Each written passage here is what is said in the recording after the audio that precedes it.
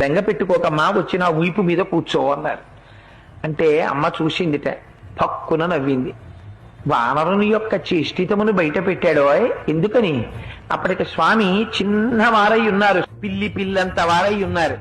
అమ్మ వచ్చిన వీపు మీద కూర్చోమ్మా, 100 యోజనముల సముద్రాన్ని దాటించి ఆవలి ఒడ్డుకు తీసుకెళ్లి ప్రశ్రవణ పర్వత శిఖరముల మీద కూర్చున్న రామచంద్రమూర్తి యొక్క పాదార విందముల యందు సమర్పించి కృతకృత్యుడనవుతానమ్మా అన్నారు.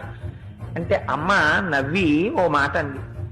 ఎంత మాట అన్నావోయ్ హనుమా, నువ్వే ఇంత స్వరూపమా, నీకో ఇంత వీప, ఆ వీపు మీద నేను కూర్చోనా, నువ్వు నన్ను తీసుకెడతావా, నీ వానర బుద్ధి బయట పెట్టావోయ్ అంది. అంటే పాపం అంతకు ముందు ఎవరి చేత అధిక్షేపింపబడి ఎరగడు మహానుభావుడు. అంత మాట అనేసింది అమ్మ నన్ను.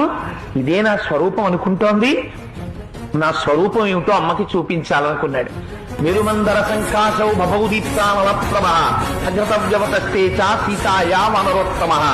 ఒక్కసారి మేరుపర్వత శిఖరాలు ఆకాశాన్ని చుంబిస్తూ ఎలా ఉంటాయో అంత స్వరూపాన్ని పొందేసి పెద్ద పెద్ద పాదాలతో, పిక్కలతో, మోకాళ్లతో, తలిసినటువంటి తొడలతో, సన్నటి నడువుతో, విశాలమైనటువంటి వక్షస్థలంతో, శంఖం లాంటి కంఠంతో, కాల్చిన పెనం లాంటి ముఖంతో, వాడి అయినటువంటి కోరలతో, పచ్చటి కన్నులతో, పెద్ద శిరోజములతో, మహానుభావుడు పరిఘల వంటి భుజములతో, పెద్ద పెద్ద వేళ్లతో, అంతంత అరిచేతులతో స్వామి నిలబడేటప్పటికీ అంత పైకి చూసి అమ్మ ఆశ్చర్యపోయింది.